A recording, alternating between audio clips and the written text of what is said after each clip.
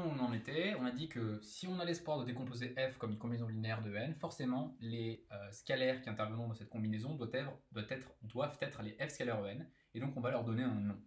Donc pour une fonction f de L2Cm, de l'espace qui nous intéresse, et pour un élément n de antirelatif, ce qu'on appelle le nème coefficient de Fourier de f, le complexe, donc c'est un nombre complexe, bah c'est précisément f scalaire de n. Alors ça, on utilise la notation Cn de f. Okay, Cn de f, c'est une notation pour f scalaire de n. Et donc par définition, j'ai juste écrit ce que ça vaut. Hein.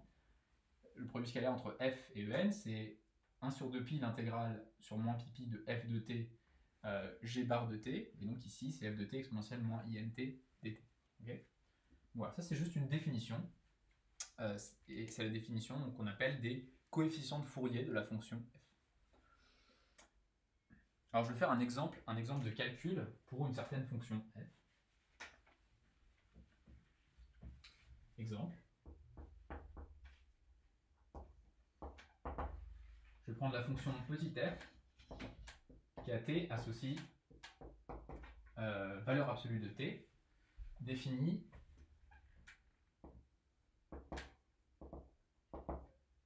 sur moins pi, ok. Donc cette fonction là, hein, donc, vous voyez là je définis la fonction, ça va être typique hein, des fonctions que vous allez étudier dans ce cours. Vous avez une fonction qui est définie seulement sur un intervalle de taille de pi, et ensuite vous la définissez sur R tout entier par 2pi périodicité, ce qu'on appelle, c'est-à-dire qu'on la répète sur chaque intervalle de taille de pi. Prolongé par 2pi périodicité sur R. Donc cet exemple-là va nous suivre pendant tout le cours. Donc cette fonction-là, c'est quoi? C'est une fonction. Donc si je prends moins pi ici et disons pi là, donc ça c'est une fonction qui qui fait ça. Okay, donc c'est la fonction valeur absolue. Et puis ensuite elle est répétée par 2pi périodicité, c'est-à-dire que on répète ça, on répète ce motif de manière 2pi périodique, etc. Donc ça c'est ici c'est 2pi, là on a 3pi, etc. Et puis pareil ici. Okay, je vous fais la remarque que cette fonction-là, elle est pas seulement dans L2Cm, elle est même continue. Hein. Vous le voyez ici, cette fonction-là a le bon goût d'être une fonction continue. Très bien. Et on va calculer le coefficient de Fourier de cette fonction. Donc ça, c'est quelque chose que vous allez être amené à faire dans ce cours assez souvent. Bah, vous avez une fonction. À terme, vous allez voir si oui ou non elle s'écrit comme une somme de cosinus ou de sinus. Mais avant toute chose, vu que vous allez voir par les théorèmes qui apparaîtront dans le cours que la manière dont elles sont décomposées potentiellement comme somme de sinus et de cosinus se fait via les Cn de f, bah vous êtes obligé de les calculer. Okay, donc vous allez avoir, il y a une phase, disons, juste purement de calcul d'intégrale dans ce cours. Donc c'est bien, ça va nous faire réviser l'intégration par partie, ce genre de choses.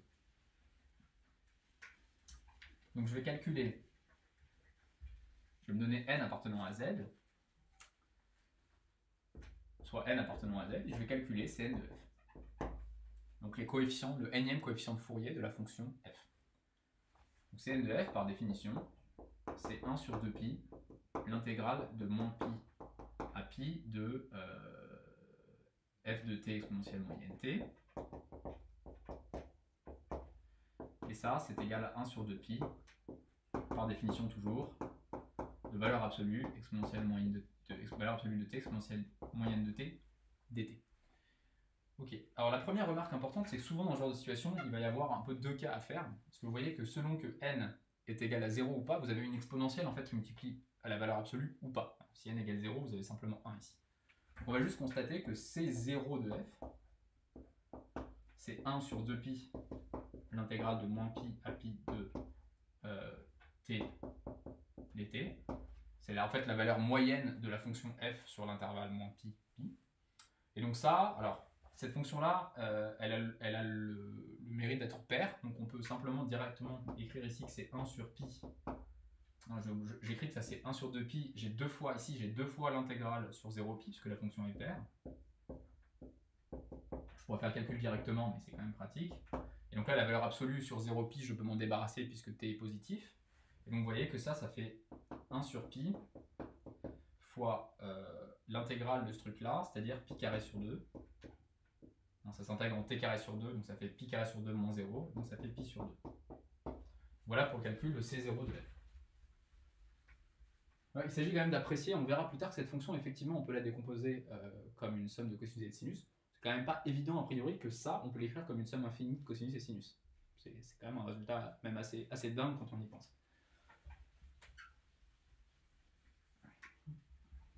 Ok. Donc poursuivons le calcul, cette fois dans le cas où n est différent de 0. Ok, donc comme vous pouvez vous rendre compte, il y a eu une coupure dans la vidéo tout simplement parce que j'ai fait une erreur de calcul sur laquelle je suis resté pendant 5 minutes et je me suis dit que j'allais vous épargner moi bloquant devant le tableau, et donc par pure honnêteté intellectuelle, hein, c'est normal, cette coupure, des fois il y avait des coupures dans les autres vidéos, mais c'était vraiment parce qu'il y avait un bug. Là, le bug il vient de moi en tant que mauvais calculateur.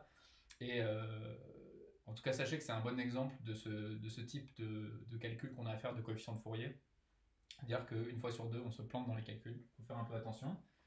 Donc allons-y. On a calculé C0 de f, qui vaut donc pi sur 2. Et maintenant, on va calculer les coefficients de Fourier pour n différent de 0. Donc pour tout n appartenant à z, n différent de 0. Donc Cn de f, c'est... on l'a écrit là, et ce que je vais faire, c'est que je vais me débarrasser de la valeur absolue en coupant l'intégrale en deux. La difficulté, c'est que il n'y a plus parité de la fonction. Hein. La fonction valeur absolue de t est paire, mais la fonction qui a t associe valeur absolue de t fois exponentielle moins t, elle n'est pas paire. Donc il va falloir couper l'intégrale en deux. Donc simplement, ça fait 1 sur 2 pi. D'ailleurs, ce que je vais faire, c'est que c'est souvent être pratique de faire ça pour ne pas se trimballer les 2 pi au dénominateur, de les mettre devant le Cn de f. C'est à double tranchant ça, hein. C'est-à-dire qu'on ne se les trimballe pas, mais souvent on oublie qu'une fois qu'on est arrivé au bout du calcul, il faut dire que Cn de f c'est ce qu'on a obtenu divisé par 2pi. Donc on va voir si j'oublie pas. Donc 2pi fois Cn de f, ça fait quoi? Donc je coupe l'intégrale en deux. Donc il y a l'intégrale de moins pi à 0, la valeur absolue de t fait moins t. Donc, je vais peut-être l'écrire complètement. Donc exponentielle moins int dt plus l'intégrale de 0 à pi de t d'exponentielle moins int dt.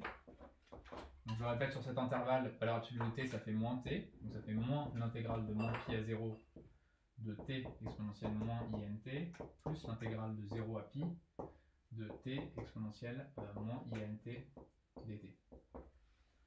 Alors on peut peut-être mettre tout le monde ensemble une bonne fois pour toutes. On peut calculer séparément ces intégrales, mais on va faire un gros calcul en les mettant ensemble. Comment on fait ça? Vous voyez que on peut se ramener sur le même intervalle en changeant de variable. Donc dans cette intégrale-là, je vais poser l'intégrale de moins pi à 0 de t exponentielle moins int dt. Je pose u égale moins t. Donc ça, c'est égal à quoi? C'est égal à... Donc si je pose u égale moins t, quand t vaut moins pi, u vaut pi. Donc ça fait l'intégrale de pi à 0. Le t devient moins u. Donc moins u exponentielle inu du. Vous savez que, encore une fois, si on change les bornes de sens, ici ça fait juste l'intégrale de 0 à pi avec un moins devant qui se simplifie avec le moins qui est là. L'intégrale de b à a, c'est moins l'intégrale de ab, donc ça fait juste ça. Okay. Donc voilà, je me suis ramené sur le même intervalle, et pour peu que je rappelle ut, puisque c'est une variable muette, je viens de démontrer que pour n différent de 0, 2pi Cn de f s'écrit plus simplement, c'est-à-dire 2pi Cn de f, c'est donné par cette merveille, c'est-à-dire l'intégrale de 0 à pi. Donc t se factorise, hein, ici j'appelle cette variable de t exponentielle int dt, et là j'ai t exponentielle moins int dt, donc ça fait t facteur de... La première me fait donc exponentielle int, et la deuxième me fait exponentielle moins int, le tout dt. Donc là, vous reconnaissez avec joie exponentielle IA plus exponentielle moins IA, c'est-à-dire 2 cosinus A. Donc ça, c'est 2, l'intégrale de 0 à pi. de t cosinus nt dt. Ok. Et puis là, on va vraiment pouvoir se lancer dans le calcul et on va intégrer par partie. Ici, on va vraiment utiliser le fait qu'on a fait à part le cas n égale 0. Pourquoi? Parce que on va vouloir intégrer le cosinus nt qui va faire de 1 sur n sinus nt. Donc ça fait quoi? Donc j'intègre par partie. J'ai un 2 devant. Donc c'est ça que je vais vouloir dériver. Donc dans la partie tout intégrée, le t reste. Et ça, je vais l'intégrer. Donc ça fait 1 sur n sinus nt entre 0 et pi. Et puis donc ce terme-là, il me fait 2. Donc j'intègre le sinus et le t est dérivé. Donc ça fait 2 l'intégrale de 0 à pi de sinus nt dt. Ok, poursuivons le calcul. Alors pardon, j'ai oublié 1 sur n ici. Moins 2 sur n. Donc ici, je vais avoir 2. Alors le sinus que je l'évalue en... Le sinus nt que je l'évalue en pi ou en 0, ça fait 0. Donc ici, on va avoir... Donc, le terme tout intégré fait 0. Et ici, on a moins 2 sur n. Je répète que ça fait 0. Là, j'ai moins 2 sur n. Et cet objet-là s'intègre aussi à vue. Donc le sinus, il s'intègre en moins 1 sur n cosinus nt. Donc j'ai un moins 1 sur n cosinus nt pris entre 0 et pi. Voilà, donc on poursuit. Ça fait 2 sur n carré. Et cosinus nt, ça fait donc moins 1. Cosinus npi, pardon, ça fait moins 1 puissance n. Et cosinus de 0, ça fait 1. Donc on obtient ça. Et là, c'est standard pour ces histoires de calcul de coefficient de Fourier. De deux choses l'une, soit n est pair, auquel cas moins 1 puissance n fait 1, et donc j'ai 1 moins 1, c'est-à-dire 0, soit n est impair, auquel cas ici j'ai moins 1, c'est-à-dire moins 2. Okay, donc vous voyez ici que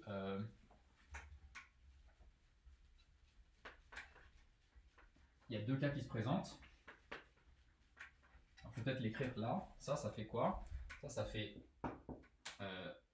2 sur n carré fois 0 si n est pair, et 2 sur n carré fois moins 2 si n est impair.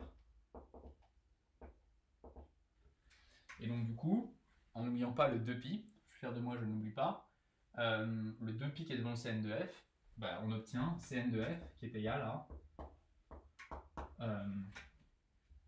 donc égal, on avait pi sur 2, ça c'est si n était égal à 0, donc là je le réécris une fois, et sinon, il y a deux choses qui peuvent se passer.